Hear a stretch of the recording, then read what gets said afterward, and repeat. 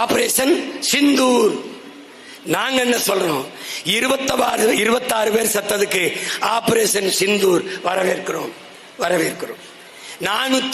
840 பேர் செத்தம் இந்திய கடலுக்குள்ளே, அதுக்கு ஆபரேஷன் இந்தூர் அப்படின்னு ஒண்ணு போடுங்க. இந்து மகா கடலுக்குள்ள செத்ததுனால ஆபரேஷன் இந்தூர் போட்டு இலங்கையோட ஒரு போற போடு. ஏன்? செத்தவன் தமிழன், கொன்னவன் சிங்களன். Buddhist also Hindu. எப்படி ஏமாத்துறான் பாரு. புத்திஸ்ட்லாம் இந்துனா சீனாவில் இருக்க புத்திஸ்ட்லாம் இந்துவா? என்ன சிரிக்கிறிய? சுட்டவன் தீவிரவாதி இஸ்லாம். உயிரை கொடுத்து சுற்றுலாவுக்கு வந்த மக்களை பாதுகாத்தவனும் இஸ்லாமியன் தான். அதை எண்ணி பேசல. ஏனால் அது செய்தியாக்க கூடாது. அதில் அரசியல் இல்லை. வந்தான், தவற விட்டுட்டியே. எத்தனை பேர் வந்தான் தெரியாது, எப்படி வந்தான் தெரியாது, ஆயுதங்களோடு எப்படி வந்தான் தெரியாது. உள்ளே வந்து அத்தனை மக்களையும் சுட்டுவிட்டு திரும்பி பத்திரமாக சென்றான். எப்படி? இப்ப யார் தீவிரவாதத்தை ஆதரிக்கிறது? யார் தீவிரவாதிகளின் ஆதரவாளர்கள்? யார்? நான் என் வீட்டிலே பாதுகாப்பிற்கு ஒரு காவலரை வைத்திருக்கிறேன். அந்த காவலரின் பணி என்ன? என் மக்களே, என் உடன் பிறந்தார்களே, பாதுகாவலரின் பணி என்ன? திருடன் வந்தால் தடுத்து பிடிக்க, ஒருவேளை தவறிவிட்டால் திருடிவிட்டு போகும்போது தடுத்து பிடிக்க, மறித்து பிடிக்க. இதுக்குத்தானே அவன் வரும்போதும் தடுக்கவில்லை, திருடிவிட்டு போகும்போதும் தடுக்கவில்லை. ஆனால் தெருவில் போவார் வருவரெல்லாம் அடிக்கிறான். இது எப்படி இருக்குது? நீந்திரின்யா தெருவில் போற அப்பாவி மக்களை எல்லாம் அடிக்கிறான். இது எப்படி இருக்குது? இதைத்தான் இந்தியா போர் என்ற பெயரில் செய்து கொண்டிருக்கிறது. நீ குண்டு போட்டு கொன்னவன் இந்த கூட்டத்தில் தீவிரவாதி சுட்டு கொண்டான்ல, அதுல யாராவது ஒருத்தனா? இல்லை. இத்தனை கேள்விகள் இந்த நாட்டின் குடிமகன், குறிப்பாக தமிழ் குடிமகன், தமிழ் தேசிய மகன் பிரபாகரன் மகனிடத்தில் இருக்கு. இத்தனை கேள்வி. எந்த கேள்விக்கு நீ பதில் சொல்லாம போர் போர் என்ன போர்? என் பங்காளி வடிவேல் சொல்ற மாதிரி கக்க போர். என்னடா புறாவுக்கு போறான். கொடுமையா இருக்கு. என்னது இது? திடீர்னு இப்ப பாரு போறாங்க, அது இப்ப முடிச்சிட்டோம். ஒரு கேள்வி, நீ சொந்த நாட்டு மக்களை பாதுகாக்க தவறிவிட்டாய், அதற்கு என்ன நடவடிக்கை? அதற்கு பாதுகாப்புத்துறை அமைச்சகம் ஏதாவது வருத்தம் தெரிவிச்சுக்கா? உள்துறை அமைச்சகம் வருத்தம் தெரிவிச்சுக்கா? ராணுவ தளபதிகள் மன்னிச்சுக்கிறீங்க குடிகள்கிட்ட வருத்தம் தெரிவிச்சுக்கா? இல்லை. பரீட்சை எழுத போற என் பிள்ளைய மூக்குத்திக்குல பிட்ட கொண்டு போயிருமோன்னு பரிசோதிச்ச நீ, பார்டர்ல உள்ள வந்த பயங்கரவாதியை சோதிக்காம என்ன பண்ண? நீ என்ன பண்ண? இந்த ஒரு வாரமா போர்னு ஒரே அக்க போர் இந்த நாட்டில். எதன் பொருட்டும் தமிழ் தேயர்கள் நாங்கள் போரை கொண்டாட முடியாது. போரின் பேரழிவை தாங்கிய இனத்தின் மக்கள் நாங்கள். போரை எதிர்த்தால் நாம் தீவிரவாதத்தை ஆதரிக்கிறோம் என்கிறார்கள். யார் தீவிரவாத ஆதரவாளிகள்? அறிவார்ந்த மக்கள், மனச்சான்று உள்ளவர்கள்.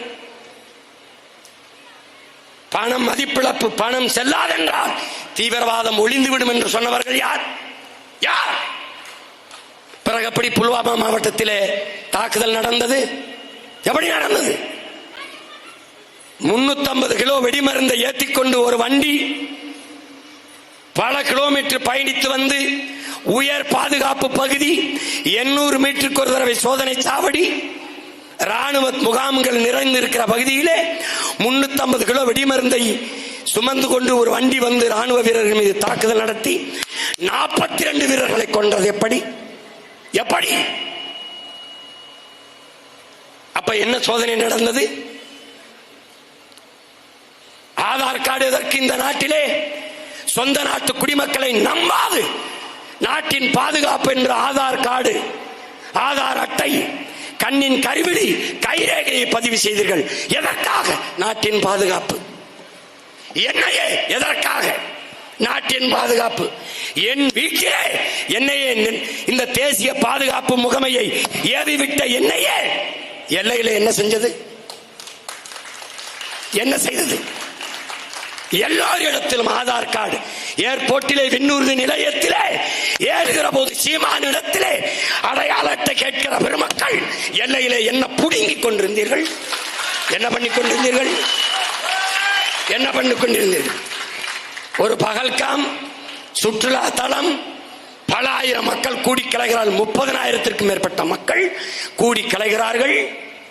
பாதுகாப்பு இங்கே கேட்டால் அது சுற்றுலா தலமாக மாற்றியதே எங்களுக்கு தெரியாது. இது பதிலா? இது பதிலா? இது பதிலா? 200 கிலோமீட்டர் ஆயுதங்களோடு தீவிரவாதிகள் எப்படி ஊடுருவினான்? எப்படி ஊடுருவினான்? செத்தது 24 பேர், வந்தது எத்தனை பேர் யாருக்கு தெரியும்? கணக்கெங்கே? உள்ளே வந்து 20 பேரை பல மணி நேரம் நின்று அவன் படம் எடுப்பதோல வசனம் பேசி காட்சி எடுத்து சுட்டு சுட்டு கொண்டிருக்கிறான். அப்போ எங்கே இருந்தது ராணுவம்? வெடிச்சத்தம் கேட்டவுடன் ஓடி வந்தார்கள், சண்டையிட்டார்கள், அவர்களை சுட்டார்கள் வீரர்கள் என்ற செய்தி வந்தால் நாட்டு மக்களை பாதுகாக்கிறார்கள் என்று நாம் எடுத்துக்கொள்ளலாம். வெங்கலம் மாதிரி நான் கூட சொல்லிட்டு இருந்த அப்பாட்ட, எங்களை நாம் தமிழர் கட்சியை பிஜேபியின் பி டீம், பிஜேபியின் பி டீம் சொன்னது யாரு தெரியுமில்ல? திமுக தான். ஏன் நாங்க பி டீம்? ஏன்னா ஏ டீம் திமுக, அது பிஜேபியின் ஏ டீம், அதனால நாங்க இயற்கையாகவே பி டீம் ஆயிட்டோம். அப்ப ஏ டீம் ஒருத்தர் இருக்கணும்ல, பி டீம் நாங்கன்னா ஏ டீம் யாரு? அவங்க தான். எப்படி ஓட்டு காப்பாங்கிறீங்க? சீமானுக்கு போட்டாதியே பிஜேபி வந்துடும், சீமானுக்கு போட்டாதியே மோடி வந்துருவார். டே, என் வீட்டுல சுவிட்ச போட்டா என் வீட்டுல வந்தா லைட் எரியும். பைத்தியக்கார பையில எனக்கு போட்டா நான் தாண்டா வருவேன். ஏடா கொடுமையா இருக்கு. இது ஒரு கட்சி, இது ஒரு கூட்டம். அது இப்ப பாத்தீங்கன்னா மாநில சுயாட்சி நாயகன் அப்படின்னு ஒரு பாராட்டு விழா வருது. அப்பதான் நீட்ல பல பிள்ளைகள் சாகுது. இந்த நீட்டு தேர்வை கொண்டு வந்த பெருமக்கள் யாரு? காங்கிரஸ். இங்கே என் தம்பி அருணபாரதி பேசின ஜிஎஸ்டி கொண்டு வந்தது யாரு? காங்கிரஸ். கூட இருந்து கும்மி அடிச்சது யாரு? குழப்ப போட்டது யாரு? நம்ம திமுக. நீட்டு தேர்வை வாழ்த்தி முரசொலியில் கடிதம் எழுதிய பெருமகன் நம்ம ஐயா தான். இந்த என்ஐஏ அப்பா கூட பேசியிருந்தாங்க. சிபிஐ எதுக்கு? சிபிஐ இருக்கு, மாநிலத்தில் காவல்துறை இருக்கிற போது இந்த சிபிஐன்னு ஒண்ணு இருக்கு பாருங்க, அது கூட மாநில அரசின் அனுமதியை பெற்று தான் உள்ள வந்து விசாரிக்கணும். அப்படி ஒரு உரிமை இருந்தது, அப்படி ஒரு பாதுகாப்பு இருந்தது. ஆனால் என்னங்கிறத எவனையும் கேட்க வேண்டியது உள்ள வரலாம். அது ஒரு கொடுமையான ஆழ்த்துக்கி சட்டம். தெரிஞ்சே இவர்கள் ஆதரித்து கையெழுத்திட்டார்கள். கொண்டு வந்தவர்கள் காங்கிரஸ், கூட இருந்தவர்கள் இவர்கள். இஸ்லாமிய சிறை கைதிகளின் விடுதலை, தேர்தல் நேரத்திலே வாக்கு சேகரிக்கும் போது அப்பாவி இஸ்லாமிய சிறை கைதிகள் விடுதலைக்காக எனக்கு வாக்கு செலுத்துங்கள். வாக்கு செலுத்திய பிறகு இஸ்லாமிய மக்களின் பாதுகாப்பு நாங்கள் தான். எப்படி பாதுகாப்பு? சிறைக்குள்ளே வைத்து 35 ஆண்டுகளாக பாதுகாப்பது, அதான் பாதுகாப்பு. வந்த பிறகு இஸ்லாமிய சிறை கைதிகளின் விடுதலை என்று எழுதிய ஆளுநர் RN ரவிக்கு அனுப்பினால் அவர் கையெழுத்திட மாட்டார். அது தெரியும். காரணம், அவர் RSS உறுப்பினர். எப்படி இது இஸ்லாமிய சிறை கைதிகள் விடுதலை கையெழுத்திடுவாரு? தெரிஞ்சே நகர்த்துவது. அவர் கையெழுத்திடல, நான் என்ன செய்யறது? அப்ப நீ என்ன சொல்லியிருக்கணும்? என்ன சொல்லியிருக்கணும்? ஆளுநர் கையெழுத்திட்டால் நான் விடுதலை செய்கிறேன், அப்படிதானே சொல்லியிருக்கணும். இப்ப நான் முதலமைச்சர், ஆளுநர் கையெழுத்துக்கு காத்திருப்பேன் நினைக்கிறேன். ஒரு அதிகாலை ஒரு ஃபைன் மார்னிங் கதவு திறந்து வெளில வாட, வீட்டுக்கு வரலாம், வீட்டுக்கு வர. ஆளுநர் உன் கையெழுத்ததுக்கு ஒன்னு கையெழுத்து போடணும் அரிப்பு இருந்தா ஓரம் உட்காந்து எழுதி பழகிக்க. மக்களால் தேர்வு செய்யப்பட்ட ஒரு ஆட்சிக்கு இல்லாத அதிகாரம், 8 கோடி மக்களின் பிரதிநிதித்துவத்தை பெற்ற ஒரு ஆட்சிக்கு இல்லாத அதிகாரம் ஒரு நியமன உறுப்பினர் ஒற்றை மகனுக்கு எப்படி வந்தது? இது மக்களாட்சி கோட்பாட்டுக்கு எதிரானது. இது ஜனநாயக துரோகம். அதை பேச துப்பில்ல. ஆளுநரை அதிகாரத்தை குறையுங்கள், பேசும்போது ஆட்டுக்கு தாடியதற்கு நாட்டுக்கு ஆளுநருக்கு எல்லாம் அடுக்குமொழியா பேசிட்டு இருக்க வேண்டியது. ஒரே நாடு ஒரே தேர்தலை நாங்கள் எதிர்க்கிறோம். ஆனால் அவர் 77வது வயதிலே அவருடைய பிறந்த நாள் விழாவிலே ஐயா கருணாநிதி அவர்கள் பேசியது இருக்கிறது. ஒரே நாடு ஒரே தேர்தலை கழக பொதுக்குழுவை கூட்டி நாம் தீர்மானம் நிறைவேற்றி இருக்கிறோம். அதே பிரதமர் அம்மையார் இந்திரா காந்தி அவர்களிடத்திலே பேசி அதை தேர்தல் செலவு, நாட்டிலே தேர்தல் செலவை குறைப்பதற்காக நாம் இந்த தீர்மானத்தை நிறைவேற்றுவோம் என்று இருக்குது. பங்காளி வடிவேல் சொல்ற மாதிரி அது வேற வாய், இது நார வாய்ங்கிற மாதிரி எல்லாவற்றுக்கும் இவர்கள் தான். அவன் அதை பிடிச்சுக்கிட்டான். நீ தானையா ஒரே நாடு ஒரே தேர்தலை ஆதரிச்சிருக்க அப்படி. எல்லாவற்றிலும் ஒரே நாடை ஏற்றுக்கொண்டு அதற்கு உடன்பட்டு கையெழுத்து போட்டுவிட்டு தமிழ்நாட்டிற்கு வரும்போது மாநில சுயாட்சியை பேசுவது. ஒற்றை உரிமை சொல்லுங்கள். கூடியிருக்கிற என் இனமான மிக்க சொந்தங்களே, ஒருத்தர் ஒற்றை உரிமை தமிழர்களுக்கு ஏதாவது இந்த நாடு இந்த ஆட்சியாளர்கள் பெற்றுக் கொடுத்த ஒற்றை உரிமை வரி. என் தம்பி அருணபாரதி சொன்னது போல வரி இல்லை, மொத்த வரியும் எடுத்துக்கொண்டு போய்விட்டார். தமிழ் எழுத படிக்கிற உரிமை.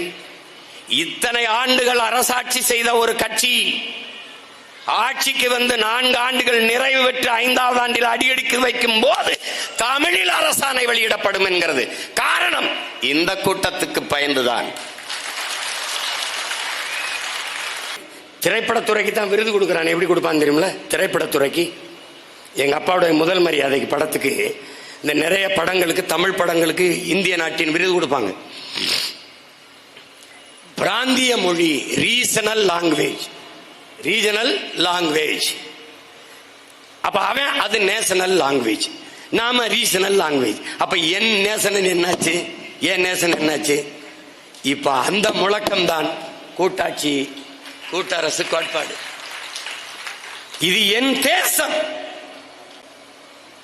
நீங்க நேஷனாலிட்டி சிட்டிசன்ஷிப்பையும் போட்டு குழப்பிக்கிறீங்க. நான் இந்திய நாட்டின் குடிமகன், நேஷனாலிட்டி நான் தமிழன்.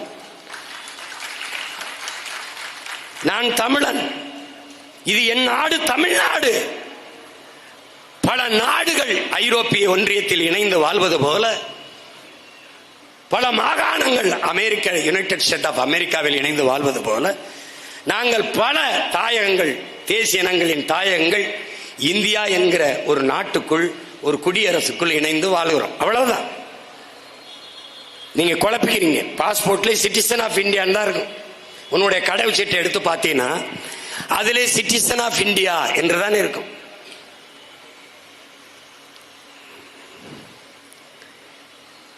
அதை விளங்கிக்கணும். இப்ப வரின்னா ஐயா சொல்ற மாதிரி இந்தியா இறையாண்மை கொண்ட, ஒருமைப்பாடு கொண்ட நாடா இருக்கணும்னா அந்தந்த மாநிலங்களுக்கான முன்னுரிமை கொடுக்கப்படும். அதிகாரத்தையும் நிர்வாகத்தையும் பரவலாக்க வேண்டும். அதான் கூட்டரசு கோட்பாட்டினுடைய முதன்மை தத்துவம். கல்வி எனக்கிட்ட கொடு, என் பிள்ளைய படிக்க வைக்கிறது எப்படின்னு எனக்கு தெரியும். மருத்துவம் கொடு, என் தாய் தந்தைக்கு, என் பிள்ளைகளுக்கு எப்படி மருத்துவம் பார்க்கணும்னு எனக்கு தெரியும். நீ நீட்னு ஒரு தேர்வை கொண்டு வந்த, அந்த தேர்வை நடத்துகிறவன் யார்? அமெரிக்காவின் புரோமெட்ரிக்ங்கிற ஒரு தனியார் நிறுவனம். இந்திய நாட்டில் சிறந்த மருத்துவ மாணவர்களை தேர்வு செய்ய வேண்டும் என்கிற தேவை அமெரிக்க தனியார் நிறுவனத்திற்கு என்ன வந்தது? ஒன்றும் இல்லை. எப்படி இருக்கு? நீ மூக்குத்திய